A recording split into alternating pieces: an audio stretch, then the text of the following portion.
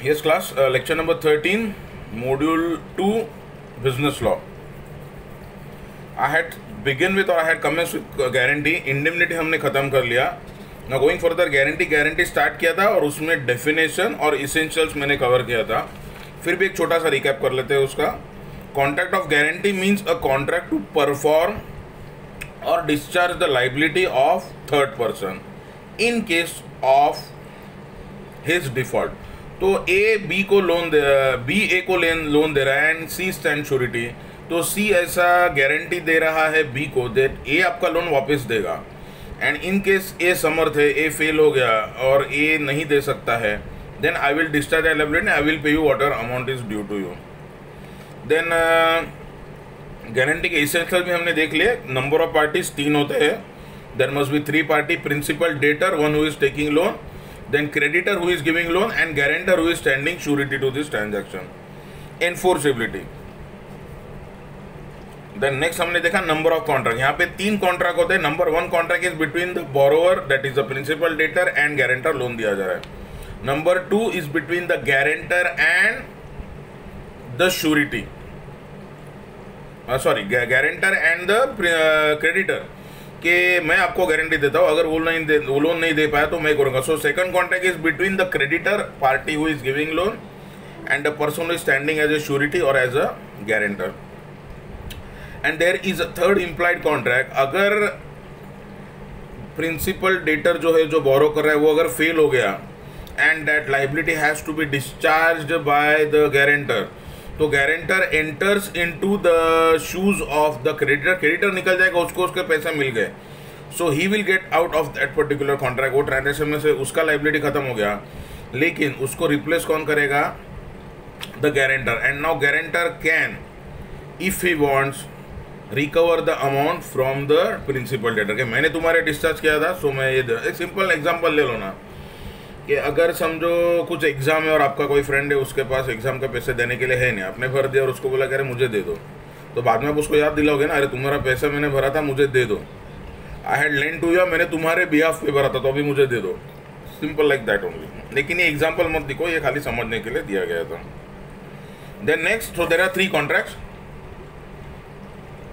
Next consideration, contract of guarantee without consider. कोई भी contract without consideration तो void ही होता है. So it must be supported by a valid consideration. Then liability. 2 type के liabilities है इस ट्रांजैक्शन में. फर्स्ट और प्राइमरी लाइबिलिटी, जो मेन लाइबिलिटी है वो किसकी है? प्रिंसिपल डेटर के, person who is borrowing money और टेकिंग लोन या क्रेडिट पे कुछ उठा रहा है. सो वही एग्जांपल ले लो. A has applied for loan, या ए ने बी को बोला कि मुझे कुछ माल सप्लाई करो, एंड सी सेइंग ओके उसको दे दो, मैं अगर कुछ प्रॉब्लम हो गया तो मैं हूँ. Now see, A is the person who is borrowing the money और taking goods on credit. So देने का प्राइमरी लाइबिलिटी किसका है? It is of the principal debtor, जो लोन ले रहा है. अगर वो फेल हो गया तो सेकेंडरी लाइबिलिटी किसका है? It is of the guarantor के. अगर वो फेल हो गया तो गारंटर को देना पड़ेगा. अगर प्रिंसिपल डेटर फेल नहीं होगा तो कुछ प्रॉब्लम नहीं, गारंटर को कुछ तकलीफ नहीं होगी, that kind of thing. So liability क्या है? 2 टाइप की लाइबिलिटी है. Primary liability of the principal debtor and secondary liability. In case of failure of principal debtor, liability will shift on the guarantor, the surety. Next, assent. ये तीनों parties का assent. Assent मतलब consent. So consent must be of 3 parties. B must give consent for giving loan to A. A को तो loan चाहिए, तो उसका भी consent आ ही गया उसमें. So A is ready to take the loan, B is ready to give the loan, and C जो guarantor है, he is ready to stand surety. तीनों का consent या assent होना चाहिए. Assent means itself consent. Then 7, surety is distinct promise. There must be distinct promise, oral or written by surety to pay the debt in case of default. तो अगर principal fail हो गया तो मैं दूंगा, ये implied होना चाहिए या रिटर्न होना चाहिए? आइडियली वो रिटर्न ही होना चाहिए. सी, लोन अगर बैंक वगैरह दे रहा है, कुछ इंस्टीट्यूशन दे रहा है, तो वो रिटर्न ही इंसिस्ट करेंगे. ओरल पे they will not rely on. 8, satisfy conditions of a contract. तो ये तो हर कॉन्ट्रैक्ट में आगे आएगा ही, that particular contract must have essentials of a valid contract. ये क्लियर हो गया. नाउ गोइंग फर्दर, सो यहाँ तक हमने कवर किया था. Now going further, kinds of guarantee. Guarantee के भी टाइप्स होते हैं, काइंड्स होते हैं. काइंड्स मतलब ही टाइप. फिर से बोल रहा हूँ, एग्जाम में अगर टाइप्स आ गया तो कंफ्यूज मत हो जाना कि आपने काइंड सिखाया था, और काइंड्स मालूम है टाइप्स आएगा तो भी कंफ्यूज मत होना। काइंड्स और टाइप्स एक ही होते हैं, मतलब एक ही है। A guarantee may be classified on two, first on basis of time, 1 साल के लिए मैं गारंटर रह रहा हूँ, तो 1 साल में जो कुछ भी ट्रांजैक्शन होगा उसके लिए मेरी जिम्मेदारी है। एक बार वो टाइम खत्म हो गया, मेरी गारंटी खत्म हो जाती है, and then that can not be enforce again me in sense the guarantor. And second based on transactions, कुछ लोन होते हैं ना, अभी जैसे समझो हाउसिंग लोन है, तो अगर आप किसी को गारंटर रख रहे हो, अगर गारंटर रहने को तैयार है, he is having liability only of that particular transaction. बाद में आप कुछ दूसरे लोन उठाओगे तो उसकी जिम्मेदारी नहीं होगी, that is one single transaction.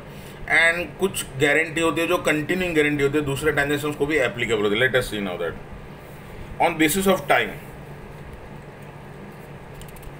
For an existing debt, retrospective guarantee जो आज दे रहा हो लेकिन पहले से एप्लीकेबल होगी, और फ्यूचर डेट मतलब प्रोस्पेक्टिव, आगे के ट्रांजैक्शन के लिए गारंटी दे रहा हूँ, पहले के नहीं। So I will be responsible as a guarantor from today onward, so आज के बाद में। और रेट्रोस्पेक्टिव दे रहा हो तो पहले से लायबिलिटी हो जाती है। ये 2 टाइप के हो गए, on basis of time and on basis of transaction. Guarantee for a single debt, एक स्पेसिफिक ट्रांजैक्शन के लिए, जो मैंने आपको भी एग्जांपल दिया कि हाउसिंग लोन लेना है, गारंटर वो है। आपने समझो कुछ बैंक में से कर्जा लिया है for buying a vehicle, 2 wheeler और अ 4 wheeler, that will B for only that particular transaction. बाद में हमने हाउसिंग लोन लिया तो गारंटर की जिम्मेदारी नहीं है, he when he stands as a guarantor only to one specific transaction. और दूसरा जो होता है वो है for distinct and separate transaction, उसको कंटिन्यूइंग गारंटी बोलते हैं। ये थोड़ा सा कॉम्प्लेक्स है, एग्जाम में आप खाली लिखो more than one transaction and forget about it. Okay, then coming to points of distinction, distinguish between a contract of indemnity and a contract of guarantee, ऐसा क्वेश्चन आ सकता है।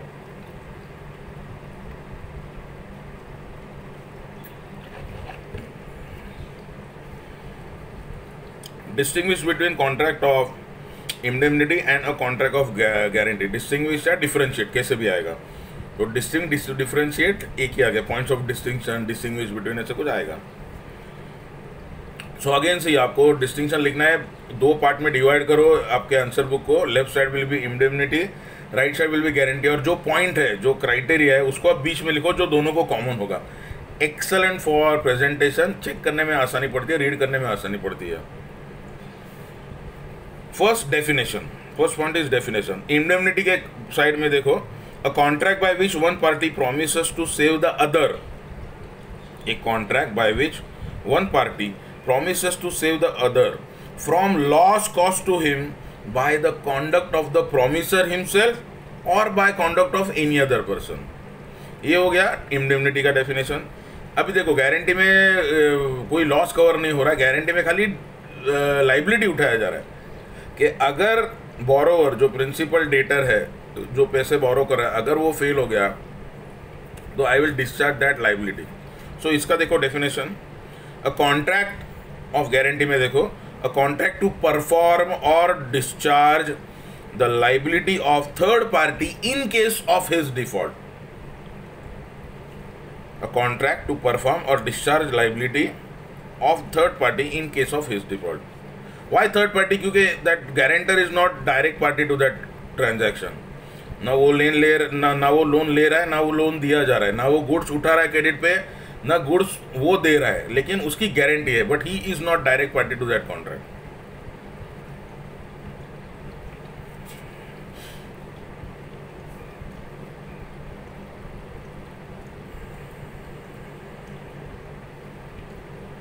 नंबर ऑफ पार्टीज देखो, indemnity में 2 होते हैं, जो indemnity दे रहा है, जो जिसको इंडेमनिटी दिया जा रहा है। तो जो इंडेमनिटी दे रहा है वो कौन? इंडेमनीफायर। एंड जिसको इंडेमनिटी मिल रही है, प्रॉमिसी जो है, वो कौन है? सो प्रॉमिसर जो प्रॉमिस दे रहा है वो क्या बन गया? Indemnifier. And the other party who is getting that promise और हु इज बीइंग इंडेमनीफाइड, उसको बोलते हैं इंडेमनिटी होल्डर या indemnified. Indemnity holder is a better word, indemnity holder या indemnified. Then third, number of contracts.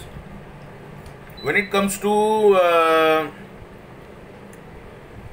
number of contracts, indemnity में एक ही contract है। सो 2 party है, ए और B, A is the indemnifier and B is the indemnity holder, promise और promisee, तो A B को promise दे रहा है, सो नंबर ऑफ पार्टीज 2 ही होते हैं।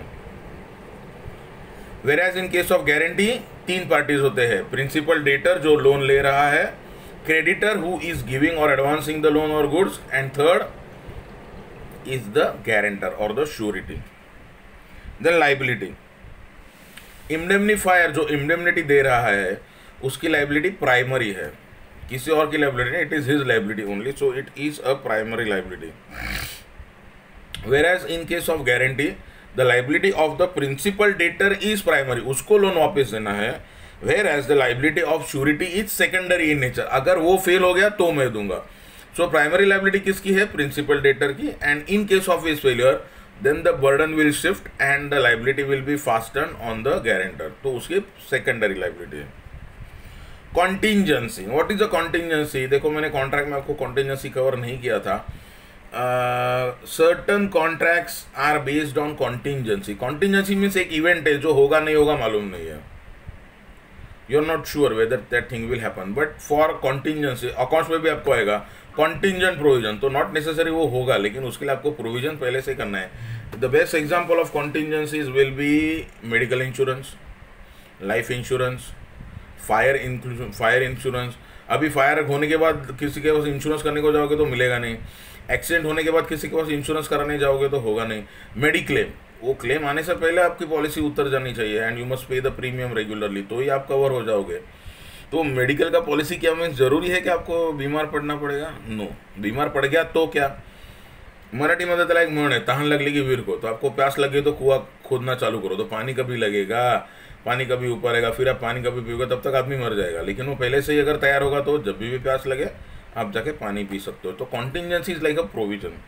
Contingency, the liability of indemnifier arises only on the happening of the contingency, तो अगर लॉस हो गया तो ही, तो लॉस नहीं हो गया तो वो एनफोर्सेबल नहीं है। Whereas in case of guarantee there is an existing डेब्ट और duty, there is an existing डेब्ट और duty, performance of which is being guaranteed, कि वो परफॉर्म हो जाएगा, नहीं हो गया तो मैं करूँगा। दैट इज द डिफरेंस, कि यहाँ पे it is based on contingency, whereas यहाँ पे कोई कॉन्टिजेंसी है नहीं। कॉन्टिजेंसी एक ही है टू द एक्सटेंट दैट अगर वो फेल हो गया तो मैं, अगर वो फेल नहीं हो गया तो मेरा कुछ लाइबिलिटी नहीं बनता है as a guarantor, as a surety. तो टू दैट एक्सटेंट वो कॉन्टिजेंट है कि वो फेल हो गया तो मैं, लेकिन लाइबिलिटी एग्जिस्टिंग है। यहाँ पे liability he is based on a contingency, कि अगर नुकसान हो गया तो ही भरना पड़ेगा। तो यहाँ पे लाइबिलिटी तो एग्जिस्टिंग है ही, एग्जिस्टिंग डेप्ट ही है, खाली वो फेल हो गया तो मैं दूंगा। तो to that extent it might be said to be a contingent thing, but basically it is not based on contingency, liability तो है। next is the object, 6 point, object of indemnity of contract of indemnity is reimbursement of loss, नुकसान हो गया तो भर के मिलेगा, that is the main thing, नुकसान भरपाई, reimbursement of loss। whereas in case of guarantee the object is to provide security, the object is to provide security to the creditor, एक किस्म का आश्वासन है कि आपको आपके पैसे मिल जाएंगे। Right to sue, last point 7th, right to sue, indemnifier cannot sue third party for the loss suffered in his own name, indemnifier cannot sue the third party for loss suffered in his for loss suffered in his own name. Whereas surety, when it comes to guarantee, surety can sue the principal debtor in his own name after he has discharged the liability. तो वही example फिर से ले लो, A को loan चाहिए, he wants to buy a house, B is the banker who is giving the loan, and C कौन है? C is standing a guarantor as a surety. ए ने लोन लिया और after some point of time वो discharge करने को fail हो गया, तो बी क्या करेगा? बी पहले ए से ट्राई करेगा, मिलाने का नहीं हुआ तो सीधा जाके किसका गला पकड़ेगा? सी का, कि आपने गारंटी दिया था, वो परफॉर्म नहीं कर रहा, you please discharge this liability. तो वो किसके गले में आ गया? सी के। तो सी को लाइबिलिटी डिस्चार्ज करनी ही पड़ेगी। एंड देयर अपॉन, अभी मैंने तुम्हारे लिए खर्चा किया है तो मैं तुमसे वसूल कर सकता हूँ। तो guarantor can file a separate suit against the principal debtor, कि मैंने आपके ये लाइबिलिटी डिस्चार्ज करी है तो मुझे मेरे पैसे रीइंबर्स हो जाने चाहिए, that apart. So these are the points of distinction और the points of differentiation. Next, mode of discharge of a surety. Surety discharge कैसे होता है और उसकी मतलब liability discharge means what, liability खत्म हो गई. Modes of discharge of surety, उसके 3 मोड्स है, उसका भी पिक्चर्स में आपको वो चार्ट मिल जाएगा. First is revocation. Revocation means what, उसने खुद कैंसिल कर दिया. Second mode is bye conduct of the creditor. Creditor की गलती की वजह से मैं अभी आगे श्योरिटी नहीं दूंगा, मैं गारंटी नहीं रहूंगा, ये भी हो सकता है. And third is by invalidation of the contract. तो कॉन्ट्रैक्ट ही अगर वॉइड हो गया आगे जाके तो लाइबिलिटी का कुछ सवाल पैदा ही नहीं होता है. Now let us first see what is by revocation. Revocation means what, एक चीज मैंने एक परमिशन दिया, मैं भी वापस ले रहा हूँ, so I am revoking my permission. तो रिवोक करना मीन्स कैंसिल लेना या वापस ले लेना. तो गारंटर कभी कभी वो वापस भी ले सकता है, लेकिन ये रिवोक करने का जो मेथड है वो एक ही ट्रांजैक्शन होगा, स्पेसिफिक ट्रांजैक्शन, तो उसको एप्लीकेबल नहीं होता है क्योंकि आपके गारंटी के ऊपर बेस ही वो लोन या जो कुछ है वो रिलीज होता है. तो let us see first revocation. First mode, revocation का first mode is by notice. A specific guarantee may be revoked by giving a notice. This is possible in case of prospective guarantee. आज से आगे, पहले की है वो तो है ही, वो दैट यू रेट्रोस्पेक्टिवली आप कैंसिल नहीं कर सकते हो, लेकिन प्रोस्पेक्टिवली आज से कल मतलब from today onwards I will not be responsible. लेकिन पहले की रिस्पॉन्सिबिलिटी अगर कुछ है गले में तो वो डिस्चार्ज करनी पड़ेगी. This is possible in case of prospective guarantee provided the act must not have been done. तो अगर वो एक्ट भी कर चुका है तो भी विड्रॉ करने का आपको शायद परमिशन ना मिले. इन case of continuing guarantee notice shall be effective only for future transaction. तो जो कंटिन्यूइंग गारंटी होती है ना, कि वह 1 साल का पीरियड है, समझो 1 साल में आप उसको जितना माल देना है दो, अगर वो फेल हो गया तो मैं आपको दूंगा. तो ये खाली प्रोस्पेक्टिव ट्रांजैक्शन के लिए, आज से मैंने कैंसिल कर दिया है and I am revoking my guarantee, that is only for prospective transaction. जो हो चुका है उसको अंडन नहीं किया जा सकता है. Next, revocation bye death.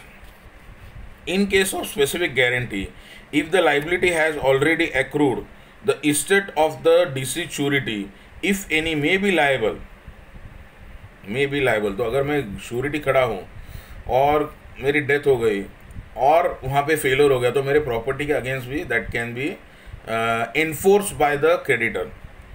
और अगर कंटिन्यूइंग है तो स्पेसिफिक गारंटी आपको मालूम है एक ही ट्रांजैक्शन के लिए होती है, वो डिस्चार्ज नहीं हो जाता है टू दैट एक्सटेंट. उसकी लाइबिलिटी क्या, तो suppose if I am a guarantor and मेरी डेथ हो गई, तो समझो मेरे नाम पे कुछ फ्लैट है, कुछ प्रॉपर्टी है, उसको बेच के वो पैसे रिकवर हो सकते हैं. इसीलिए बोल रहा हूँ ना, गारंटी देते हो सोच समझ के दो. किसी को मदत कर सकते हो तो अपने जेब से पैसे निकाल के दो, लेकिन हे भिकेचे डोळे करायचे नाही. कोणाला तरी गॅरेंटर राहा, नंतर तुमच्या अंगात येतो और अगर वो फेल हो गया then the guarantor is in trouble. तो वो बहुत प्रॉब्लम. और लोन मैंने नहीं लिया, मेरा कुछ लेना देना नहीं, मैंने खाली गारंटी दिया था. तो गारंटी क्यों दिया था, वही तो सवाल पैदा होता है ना. तो गारंटी देते हो 10 बार सोचो, that person must be really worth of it. And अगर वो फेल हो गया तो तुम्हारे you should have that ability that without disturbing. नहीं तो उसका लाइबिलिटी देते थे, तुम अगर नंगा हो गया तो फायदा क्या है. तो दूसरे के लिए नंगा होकर फायदा ना. अगर आपके पास 2 एक्स्ट्रा कपड़े पड़े तो उसको उठा के दे दो, that is fine, charity is okay. लेकिन खुद का छोड़ के किसी को देने का उसमें कोई किसी किस्म का ये नहीं है, समझदारी नहीं है. That is the thing. So इसीलिए मैं बोलता हूँ ना कि गारंटर वगैरह यूजुअली किसी को मत रहो. Next, by novation, NOVATION. Novation means what, जो ट्रांजैक्शन था ना वो रिन्यू हो गया. तो रिन्यू हो गया तो गारंटी कंटिन्यू हो सकती है, गारंटर को फिर से आके करना पड़ता है. तो अगर मैंने किसी ट्रांजैक्शन को गारंटर रहा हूँ और उसको रिन्यू किया तो guarantee also comes to an end, वहाँ पे डिस्चार्ज हो गया. और अगर कंटिन्यू करना है तो वो कंटिन्यू करनी पड़ेगी. Next, conduct of creditor. अब ये पहले हो गया बाय रिवोकेशन, तो कभी गारंटर खुद रिवोक कर सकता है. Now coming to by conduct of creditor. Creditor के वजह से कब वो कैंसिल हो सकती है या वो रिलीज हो सकता है वो देखो. By variance in terms of contract. तो कॉन्ट्रैक्ट जो टर्म्स पे एग्री हुआ है और मैं गारंटर रहा हूँ, once I stand guarantee, thereafter the terms of that contract variance नहीं कर सकते हो. Any variations in terms without consent of surety discharges the surety as to the to the transaction subsequent. तो अगर change हो गया उसके बाद में मेरी लाइबिलिटी नहीं रहेगी. तो you have to first inform me and you have to take my permission कि ये आपको मतलब ये चेंज करा, आप फिर भी गारंटर रह रहे हो ना. अगर मैं हाँ बोला तो ठीक है, अदरवाइज नहीं. Next, by release of the principal debtor. अगर प्रिंसिपल डेटर ही रिलीज हो गया तो लाइबिलिटी किसकी है? उसकी है. प्राइमरी लाइबिलिटी किसकी है? उसकी है. अगर वो ही रिलीज हो गया तो मैं ऑटोमेटिक रिलीज हो जाऊंगा. If I am the creditor, if I am the guarantor या श्योरिटी अगर मैं हूँ, तो अगर लाइबिलिटी किसकी है? प्रिंसिपल डेटर की. अगर वही डिस्चार्ज हो गया तो मैं भी ऑटोमेटिकली डिस्चार्ज हो ही जाता हूँ. In case the creditor discharges the principal debtor or by an act or omission of the creditor, the principal debtor gets discharged, then the surety will also get discharged.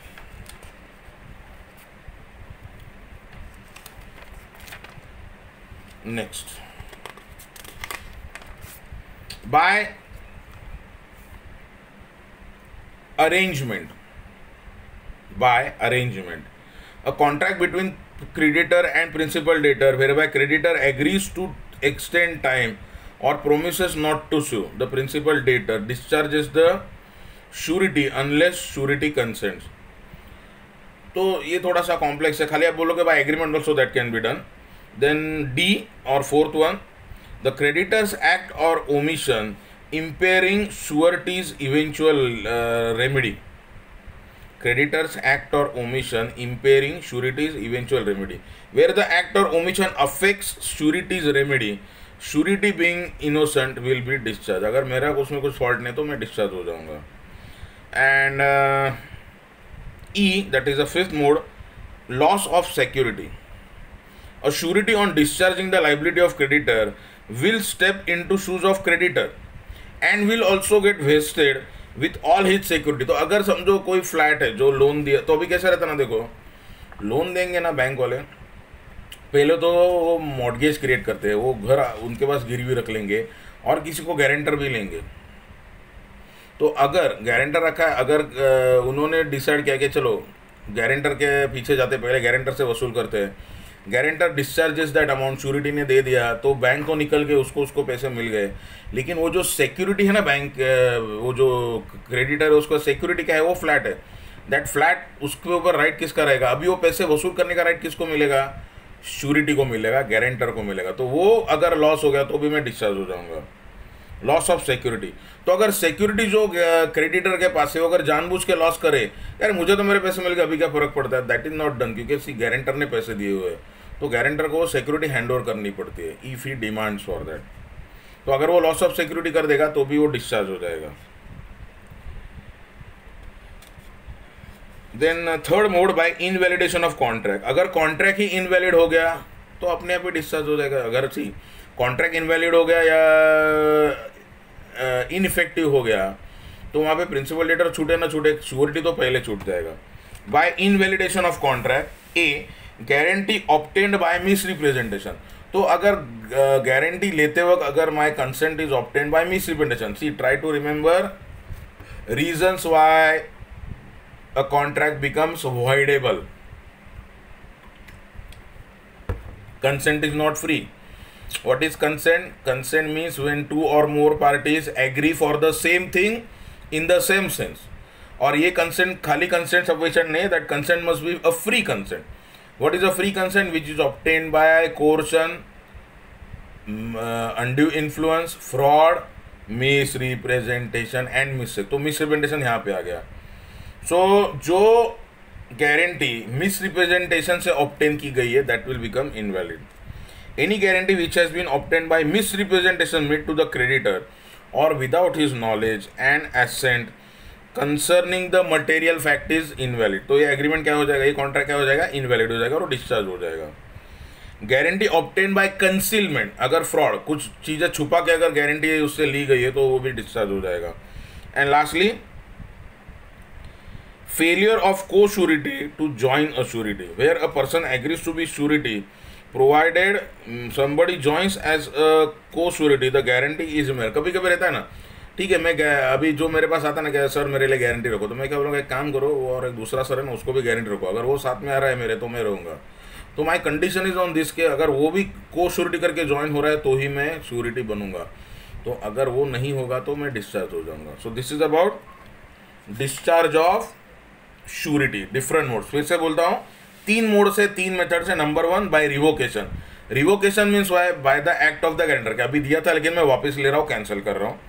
The number 2 is by conduct of the creditor, creditor के गलती की वजह से मैं I am discharge. And third invalidation of contract, तो contract invalid हो गया तो अपने आप ही डिस्चार्ज हो जाऊंगा। तो वो चार्ट और वो देख लो, बराबर से मैं भेज रहा हूं। Next, right of a surety. Surety के भी कुछ राइट्स होते हैं। सी एज आई टोल्ड यू कि अभी ये फिर से वही ट्रांजैक्शन ले लो, ए बी और सी का। ए ने लोन के लिए अप्लाई किया बी के पास, बी ने लोन दिया लेकिन कंडीशन रखा कि एक गारंटर चाहिए, सो सी स्टैंड्स गारंटी। अभी अगर फेलियर हो गया, पहले तो प्राइमरी लायबिलिटी किसकी है, प्रिंसिपल डेटर की है, और अगर वो बराबर से लोन डिस्चार्ज करे तो कुछ प्रॉब्लम है नहीं। अगर वो फेल हो गया तो लायबिलिटी किसके ऊपर आ जाएगी, गारंटर के ऊपर। तो इन सच सिचुएशन अगर वो लायबिलिटी गारंटर ने डिस्चार्ज की है, बैंक तो निकल जाएगा, बैंक को बी को अपने पैसे मिल गए, वो तो निकल गया, तो अभी कौन रहेगा, खाली ए और सी रह गया। तो सी को क्या राइट्स होते हैं ए के against, that is very important because he will now replace the creditor. See मैंने लोन तुमको किसने, बैंक ने दिया था, बी ने, मैंने नहीं दिया था, मैंने लिया था नहीं लिया था, तुमने लिया था, चलो मैंने दे दिया। So now I am in place of bank, उसको सब्रोगेशन बोलते हैं, you are now replacing the bank. उसको ऐसे भी बोलते हैं stepping in the shoes of the bank. तो बैंक निकल गए, उसके जगह पे मैं आ गया हूँ, so now that transaction will continue. So now you owe me money, वो तुमको वापस मुझे देना पड़ेगा, that is the thing. Rights of a surety. The surety on discharging the liability of the principal debtor, तो liability discharge करने के बाद में ही may exercise the rights on following may discharge or may exercise the following rights. Number 1, rights of surety. Rights of surety. Number 1, right against principal debtor, तो उसको principal debtor के against क्या right होंगे वो देखो। Then right against the creditor, and अगर को surety है, एक से ज़्यादा भी श्योरिटी होते हैं तो उसके अगेंस्ट क्या राइट होंगे। So rights of sureties are divided into 3 parts. Number 1, right against the principal debtor. Number 2, rights against the creditor. तो यही ट्रांजैक्शन ले लो ए और बी के बीच में, ए ने लोन लिया है बी से, तो there are certain rights which C as a guarantor has against A जो प्रिंसिपल डेटर है, एंड ऑल्सो अगेंस्ट बी जो क्रेडिटर है। और अगर को श्योरिटी होगा, कभी कभी क्या होता है ना, एक से ज़्यादा श्योरिटी होते हैं, 2 लोग मिलके 3 लोग मिलके श्योरिटी देते हैं, तो श्योरिटीज को भी एक दूसरे के अगेंस्ट राइट होते हैं, दैट वी सी लेटर। और ज़्यादा उसके ऊपर ध्यान मत दो, ये इतना कवर करो तो भी बहुत हो गया। So first is right against principal debtor. The surety on discharging the liability of principal debtor can exercise following 2 rights against him. Number 1, against the principal debtor. Number 1, right of subrogation. Subrogation means क्या, उसके जगह जाना। On discharging the liability the surety will step into shoes of the creditor and will enjoy all rights the creditor had against the principal debtor. So in reality surety becomes the creditor, तो मैं ही अभी creditor हो गया, अभी मुझे ही पैसे देने हैं तुमको। सो वो that is first right of subrogation. And second, right to indemnity. See indemnity क्या था, अभी हमने लास्ट लेक्चर में ये देखा था, ए बी को प्रॉमिस करके तुम्हारा कुछ लॉस हो गया तो मैं भर के दे दूंगा। तो यहाँ पे क्या हो रहा है, जो प्रिंसिपल डेटर है वो इम्प्लाइड इंडेमनिटी उसको दे रहा है कि अगर मेरा, see if you are discharging liability on my behalf, तो वो मुझसे तुम वसूल कर सकते हो। सो वो इंडेमनिटी भी होती है। So that right of indemnity for the guarantor, for the surety in a contract of guarantee, there is an implied contract between the principal debtor and surety. Implied means जो नहीं बोला रहेगा तो भी रहेगा, that is by implication, by effect of law, that whatever the surety rightfully pays on behalf of the principal debtor would be indemnified. Then second group of rights, second type of right, right against the creditor. Creditor के rights क्या है वो भी देख लो। Number 1, right to sureties. तो as surety steps into shoes of creditor, he becomes entitled to all securities which are in position of creditor. तो वही एग्जांपल ले लो कि ए ने हाउसिंग लोन लिया था और बी ने मॉर्गेज भी क्रिएट किया था और उसको गारंटर भी बनाया था सी को। And he fails to pay that amount, तो सी ने वो पैसे दे दिए, he has made that good, but now C has a right to replace B, and B के पास राइट क्या था, सेकंड राइट ये भी था कि प्रॉपर्टी को नीलाम करके भी पैसे वो कमा सकता है बाय मॉर्गेज, क्योंकि मॉर्गेज है प्रॉपर्टी। तो वो राइट किसको मिलेगा, that right will now go to C जो गारंटर है। So right to securities. The next second, right to claim set off. Set off means a counter claim or deduction from the loan amount. If the principal debtor is entitled to any set off, the surety while discharging will also entitled. So अभी समझो कि loan amount 50 lakh है, लेकिन कुछ कारण है जिसके वजह से उसमें से 10 लाख कम हो सकते हैं, तो ये लाइबिलिटी किसकी है, ये राइट किसको मिलेगा, प्रिंसिपल डेटर को। अभी मैं if I am the guarantor, मैं किसकी लाइबिलिटी डिस्चार्ज कर रहा हूँ, प्रिंसिपल डेटर की, तो जो डिस्चार्ज उसको मिलेगा, जो रियायत या जो डिस्काउंट उसको मिलेगा, वही मुझे भी एंटाइटल्ड हूँ मैं। So these are the rights against the creditor. Number 1, right to security, subrogation की वजह से जो भी सिक्योरिटी है वो मुझे मिलनी चाहिए, ना I will be in his place. And right to claim set off, अगर एक और राइट है सेट ऑफ करने का तो ऑटोमेटिकली वो गारंटर को भी मिल ही जाएगा। देन राइट्स अगेंस्ट को श्योरिटीज, और यहाँ पे टॉपिक ही खत्म हो जाएगा, सब टॉपिक। राइट अगेंस्ट को श्योरिटीज, को sureties means more than one surety, तो एक ए और बी मिलके किसी को श्योरिटी, सपोज यही ट्रांजैक्शन ए बी और सी है, नाउ सी ए लोन दे रहा है, ए लोन ले रहा है, बी लोन दे रहा है, so A is the principal debtor, B is the creditor, and guarantor दो चाहिए, तो सी एंड डी, और एक डी ऐड हो गया, C and D together they are giving guarantee, दोनों श्योरिटीशिप दे रहे हैं, तो उनके भी कुछ राइट्स है against each other. The liability of the cosureties are joint and several, तो एक के गले में भी आ सकता है, दोनों के गले में आ सकता है। लाइबिलिटी टू कंट्रीब्यूट इक्वली, तो समझो 50 लाख का अमाउंट के लिए गारंटर हो तो 25 लाख की लाइबिलिटी हो सकती है। और सी देखो, तुम लोग को श्योरिटी हो, क्या हो, उससे क्रेडिटर को कुछ लेना देना नहीं, एक काम करो 50 लाख तुम दे दो, फिर 25 लाख दूसरे जो सी है, और अभी सी और डी दो है, तो C can get half amount from D, या D can file a suit against him के ये हाफ अमाउंट वो देना चाहिए, क्योंकि वो भी को श्योरिटी था और लाइबिलिटी इक्वल है। सो वो उनके बीच में, मुझे उससे कुछ लेना देना नहीं है, फर्स्ट पे में अमाउंट, बाद में तुमको जो करना है करो। सो ये राइट्स होते हैं को श्योरिटीज के अगेंस्ट। ओके, देन कभी कभी अमाउंट भी ये रहता है कि 50 लाख है ना, I will give guarantee for 20 lakhs, and तो सी बोल रहा है कि मैं 20 लाख का गारंटी दे रहा हूँ, और डी बोलता है चलो ठीक है बचे हुए 30 का मैं दे रहा हूँ, तो 20 और 30 that will be quantified, that's only thing. So these are the rights of the surety. यहाँ पे श्योरिटी खत्म हो गया, गारंटी खत्म हो गया। सो बेलमेंट एंड प्लेज क्या होता है, that we will continue in the next lecture. Pictures I will upload, you can go through those.